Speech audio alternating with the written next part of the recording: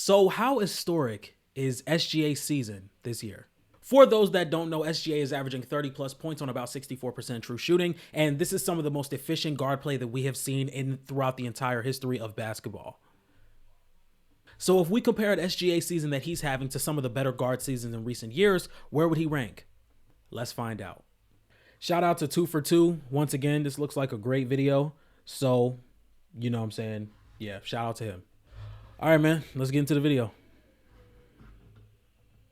Would you rather build a team around Ant Edwards or SGA? Damn.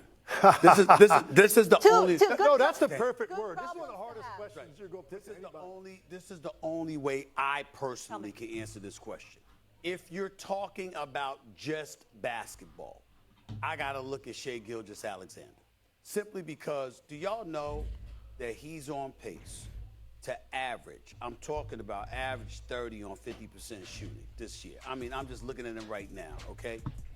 There's only one other guard in NBA history who has done that. That would be Michael Jeffrey Jordan. Oh my God! Here we go. Here we go. Here we go, man. Here we go. Problem I have with the way the players get covered today. I think Lowe recently did a great job covering the topic on his channel where he's basically just reacting to Stephen A. Smith, and where every time we talk about a current player, we always have to refer back to guys that played 40 years ago or 30 years ago, just to basically make that the standard that they have to live up to, and it's tiring. So I'll put that video in the description if you guys want to check it out. I think that video is definitely... Because what I want to say is, SGA doesn't play like Jordan. He does not play like Jordan. He doesn't play like Jordan. He doesn't play like Kobe. Why are we constantly comparing SGA to Kobe and Mike? It's what happens when a guard takes a leap. If it's not like a Steph Curry-esque guard, if it's a guard that's like Anthony Edwards, SGA, Devin Booker, they even tried to throw Jason Tatum in the conversation. Once we get a little bit of success from these young guards, Kobe was his mentor though, Kobe was his mentor, or, last time somebody did this, he was in Chicago. I don't like that. I don't like that. Now, I can understand you comparing the stats, but trying to sit here and say that, oh yeah, I see Kobe, I see Jordan. I don't see Kobe or Jordan in SGA. I just don't. And that's not me saying that SGA can't be to the level of Kobe, or SGA is not having a season that could be compared to Kobe Bryant's best season or to Michael Jordan's best season. But what I'm saying is they don't play anything alike. They just don't, They do lean on a lot of mid-range shots. That's what I could say. But the process of SGA getting to the line, getting to the free throw shot, it's completely different. Jordan came off a lot of curl downs. He was in the post a lot. You can say the same about Kobe. SGA is a real good pick and roll creator in the mid-range. He's a really good isolation player in the mid-range. SGA is a better ball handler than both of them. I think SGA gets to the rim better than Kobe did in his best season. So they're nothing alike. They're nothing alike as players, but I just had to get that off my chest because I don't like that at all. Video you would love. So I'm going to try to talk about Shai without mentioning Michael Jeffrey Jordan or even Kobe Bryant as guys that people like to compare him to. And that's because, quite simply, he's doing things that both guys have never done in their careers. It's so frustrating to play this team because... Do I have a water? I don't have a water. Damn, management, give me a water. Foul a ton. They really do. They foul all the time. And then, you can't really touch Shai. And it's a very frustrating thing, and it takes a lot of mental toughness to try to play through it. There's this ongoing narrative in the NBA circles that Shai Gilgeous-Alexander is a free throw. Yeah, another thing. SGA has a shorter free throw rate. As a matter of fact, let's take a look. In James Harden's MVP season, he had a free throw rate of 50.2. Just take a look at that. Or not 50.2, but he had a free throw percentage or a free throw rate of 50. Take a look at SGA's. It's at 41. We take a look at Michael Jordan's first MVP season. He has a free throw rate of 43. SGA's is at 41. So the point I'm trying to make is, and by the way, in other MVP seasons, Michael Jordan did have a shorter free throw rate. Now, what I tried to do was look at league average free throw rate by season. I just couldn't find it, and I just did not feel like being extremely nerdy in this video. So I'm gonna be very, very, just very, very lazy in this video. But what I'm trying to say is we've seen players have a higher free throw rate, and we don't talk about them being free throw merchants. I know we talk about it with James Harden, but we didn't talk about it with Mike. But I just don't understand of why you're getting to the free throw line should be a bad thing. If I'm going to be getting to the free throw line and I'm going to be manipulating players to foul me when I'm going to the rim or I'm going up for a mid-range contested shot, I should be rewarded by getting 2 easy shots at the stripe, especially if I'm shooting 80+% from the free throw line. So I just don't understand the free throw merchant type of thing. And we're 5 minutes into this video and we're 1 minute into the real video we're reacting to. So let's get this started. Merchant. Minnesota needed some size here for the final minute 40. That's the crowd chanting free throw merchant. It's made its way to NBA games. What was once something you would only hear on Twitter is now basically making its way through NBA broadcasts. I'm sorry, Coach Fitch, but yes, Shea was with me early on, and we did teach him how to draw fouls, and he's a master at it. So you should be frustrated with this, but he uses his ability to score, to get to the rim, to get to his mid-range, and he catches guys slipping. Like, it's a game within the game. It just brings me back to when people were saying the same thing about James Harden, including me, by the way. And it's one of those pervasive narratives that could easily ruin the perception of a certain player. Big time troll. I gotta be careful. Big time troll. What did I do? Why when I go to the free throw line in the Madison Square Garden, all I hear is Shea Gilgeous Alexander at the free throw line. Like, bro, let me lock in, bro.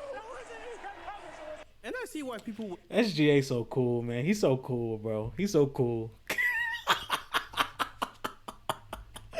He's so cool, bro. Like, why you so damn cool, bro? Why you so damn cool? think, oh, you just get... But anyway, what I wanted to say before we moved on, the reason Golden State was eyeing Jimmy Butler is because Golden State was not getting to the free throw line at all earlier in the season. Now, let's take a look at the numbers again. If you guys can see it, the Golden State Warriors are 23rd in free throw attempts. So if you go down, this is the number 1 team. The worst team at getting to the line is the Chicago Bulls. And it's so funny how the Thunder are 29th before the All-Star break. Let's add that. Let's add that. And then we go down and we see the Golden State Warriors at 23. Now, let's look at post-All-Star. Golden State Warriors are 6th in the NBA. 6th in the NBA at getting to the line since post All-Star. And let's look at their record. Let's look at their record post All-Star. 8-1. 8-1, chat. 8-1. So you can say what you want to say. You can say what you want to say. But getting to the line is important. And I'm not going to let y'all keep clowning Mr. Cool. I'm just not. Points off of free throws. Because when I look at the NBA advanced stats, he leads the league in scoring. Let's see here. Free throws attempted. Shea is number 2 in the league in free throws attempted. Only reason why Giannis is not the leading scorer today is because he shoots an abysmal 58% from the line, while Shea almost at 90% on less shots than Giannis. So let's break this down. Let's say you're a hooper, right? You're a hooper. And you want to get a shot that you shoot 90% from. 90%. 90%. 90%. 90%. And you're just like, nah, bro. Nah. I'm going to get the shots where I shoot 52%. That makes sense to y'all? Be honest. Play the video. Sheesh. Now him attempting... I'm not even going to edit that out. I'm not even going to edit that out. I'll be honest, it does. He's averaging, what, 32 points per game? I wonder just how many of those players does he stack up to that average 32 points a game? Does he attempt the most free throws all time amongst players like that? Now, shout out Denver, who's also on YouTube under the channel Double D Worth. Amazing channel, by the way. You guys can check it out. I know a lot of you are already familiar with his content, but I just thought I should shout him out because he made a banger tweet here. Since the NBA-ABA merger, there has been 21 instances of a player averaging 32+ points per game. And these are the seasons ranked by free throws attempts per game. So as you can see here, no Shea in the top 3. Okay. Where Double D worth. I'm gonna check him out. I like this guy already. Shea rank, you think, amongst the top 21 players in the association? I'll give you guys a couple of seconds to answer the question. Let's just say he's at 15. He's 50th all time in free throws attempts per game amongst players averaging 32 plus points per game, which to me it's safe to say that he's not really a free throw merchant like people think he is. Now, if I were to go to StatMuse and look up most free throws attempted per game amongst players averaging 32 points since the NBA-ABA merger, well, you would get this list here, and yeah, like Denver said here, these are the players that have done it. You see Joel Embiid's name pop up a few times. Okay. So that's at least 1, 2, 3, 4, 5. 5 guards ahead of SGA. 5 of them. Once again, we're 10 minutes into the video and we're only 4 minutes in the real video we're reacting to. So, you know, let's speed this up a little bit here. Let's get back to the video.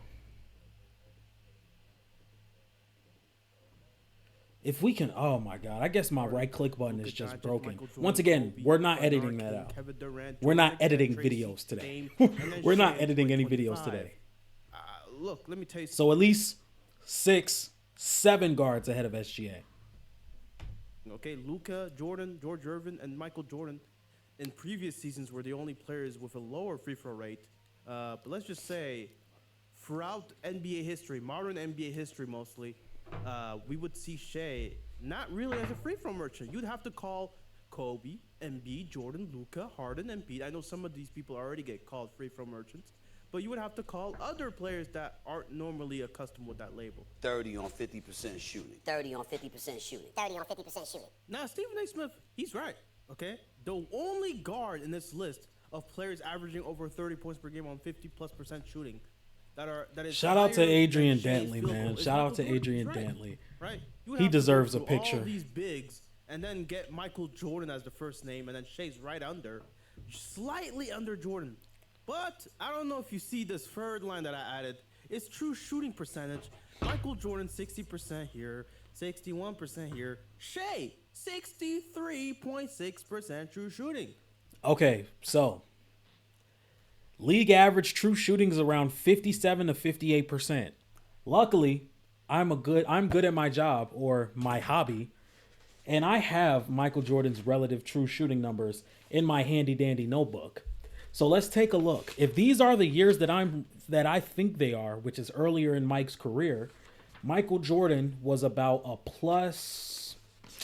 Let's take a look. Michael Jordan was about a +7 relative true shooting. SGA is about, if we look at the 63.6 true shooting, I don't know when this stat was taken, he's roughly about a +6% relative true shooting. So right around the same. Let's not just look at the true shooting numbers and see which one is better. We have to look at relative true shooting. But I'm picking up what you're putting down, my brother. I'm picking up what you're putting down. I think true shooting is a better stat to reflect how much more efficient Shea has been this season. More efficient, in fact, than Michael Jeffrey Jordan had. And a big part of it is a three-point shooting, of course, and the free throw shooting. I mean, he's just so efficient at both areas. He's just so efficient, man. He's so damn Jordan's cool. He's so 50%, damn cool. I mean, it's at 27% here, 31% here. And the free throw shooting, I mean, it's at 85% here, another 85% above that. So Shea is shooting better from the line and from the three-point line. Not gonna lie, I don't trust StatMuse at all. Cause yeah, no. Jordan is. And by the way, that's from 2023, 2024. Oh, this was last year. In 2025, Shea's doing it under better true shooting percentage, which is actually wild. He's having a better. So they're probably having around the same relative true shooting seasons. I would say around +6, +7. I don't have the exact league average true shooting, which I should look up, you know, if we really want this video to be long, but we're already 14 minutes in. Let's just keep it pushing. Percentage true shooting, and that's because his three-point shooting has been better this year, and his free throw shooting has been better this year. And of course, the only guard that is above Shea in true shooting percentage, averaging 30 points, is none other than Wardell Stephen Curry II. And shout out Isfandir. I'm not trying to pronounce his name, but he did a crazy tweet here that shocked me, that blew my mind. Apparently, Shea's shooting 60%. Right, this was December of last year, a couple months ago. He was shooting 60% on nearly 15 two-point attempts a game, and only 11 players had ever done that, and one of which. See, this is why y'all need to like, comment, and subscribe. This is why y'all need to like, comment, and subscribe. Because if I was doing this as a full-time job, I'd be posting bangers like this. I'd be posting bangers like this. This is why I'm not active on TikTok. I'm not active on Twitter, because I work 2 jobs. I'm in school. I have a wife. It's like, it's 10 o'clock and this is my first video I've done for the day. Think about that, chat. Get me out the trenches. Get me out the trenches, bro. Shea, who is a guard, being the only guard that's ever done that. Up to that point, we had seen something that no guard Crazy has picture, bro. ever done. And look, Hey, 2 for 2. Don't ever pick another picture like that for Shea. Don't never choose another picture like that for SGA again. We have plenty of pictures right here. Plenty of them. Let me get out y'all way. As a matter of fact, let me get out y'all way. Plenty of pictures right here, 2 for 2. Plenty of them.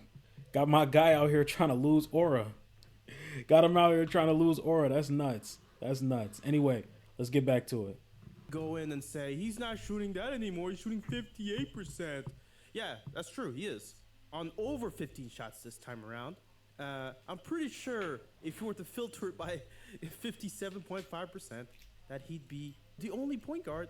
The usual suspect in Michael Jordan, well, he's never shot over 57% in those sample size, right? He's shot 20 shots a game in terms of two-pointers, but he's never shot even over 56% on twos, okay?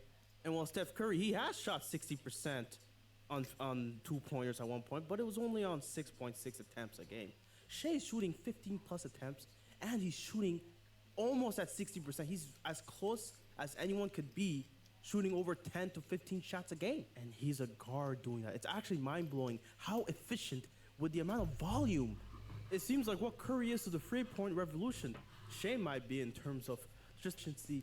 Once again, 2 for 2. 2 for 2. I don't want to be that guy because I really like this video and I really like your content, bro.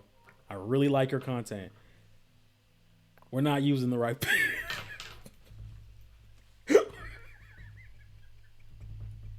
We're not using the right pictures, gang. I gave you all I gave you the source. I gave you the source material. So if you see this video, you know what to pick, bro. And when you watch him play, it's very obvious as to why he's so efficient. He is so good in terms of pace. Guys have a hard time guarding him, and that's simply because he plays at a pace that nobody can defend. And just the masterful skill that he has in shooting and just being overall efficient. That's why you often see people compare him to Michael Jordan or Kobe Bryant, with Michael just being one of the most efficient we've ever seen at the guard position, and Kobe Bryant just being one of the most skillful, tough shot-making guards. So, chat, I'm really considering making a video about SGA, comparing them to Kobe and Michael. And it's like, I would have to see if there are more people really comparing his play style to Michael Jordan instead of just the efficiency. Because I think people are just comparing the efficiency. But then again, there are some guys out here that I've really heard and seen say he plays like Kobe and he plays like Mike. And he just doesn't. He doesn't. I think they're two completely different players, you know. So we've ever seen. Shea, I get why. And James Harden has been the best isolation player in the league over the past 8 seasons. I think his crown has been taken. And let me look at the numbers real fast. Let me get this off my Let me get this off. Out of any player averaging 5 or more isolation attempts, SGA is the most efficient. He's the most efficient. So let's zoom in real fast and let's look at what he's actually doing.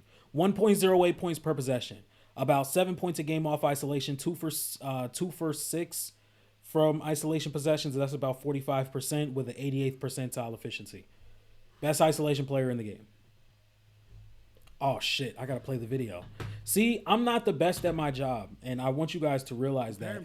And we're getting better. Shea seems to be a more refined, more effective version as he's shooting better from the free-point line than either guy. Look at Jamal Murray But just even in jogging the and pull-up shit. Game, everything down to catch and shoot. Look at him. mid-range, Oh my God. Oh my God. And his team is on a That's run disgusting. right now that is quite frankly just insane. Oh, OKC shit. as it stands right now has the #1 rated defense, and that is with their main defensive anchor Chet Holmgren missing a ton of basketball games this season. And it's with Isaiah Hartenstein, who's their other big that they would usually play in those minutes. Let's see, this season, how many games has he missed? Oh, he's missed a lot of the initial season, and now he's. This video is already at 20 minutes, and we're 9 minutes into the reaction. I'm sorry. I talk a lot, but that's fine. We're going to keep going. A little bit, but it's not been a consistent lineups of bigs. I'm not a guy to bring up net rating for an individual player, right? Or an individual team a lot of times. But this is one of the exceptions because what Shea's doing with guys like Chet and Jalen Williams not even playing. First off, shout out to my guy Hoop Venue. Shout out to him. This is a banger tweet. It's such a banger tweet. He had to put it on his main Twitter. He had to put it on the Hoop Venue Twitter. He had to put it on the Hoop Venue Twitter instead of the Tyler Twitter. And I get it.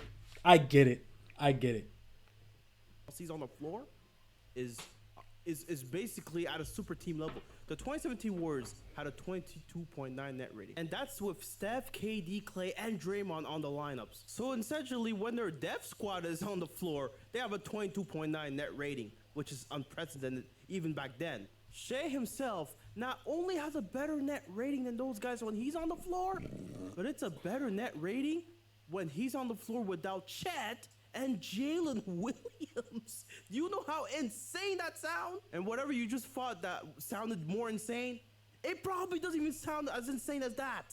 And because a guy like Nikola Jokic is having an unparalleled season himself, it overshadows a bit what Shea's doing. And I get it. He's averaging a 30-point triple-double.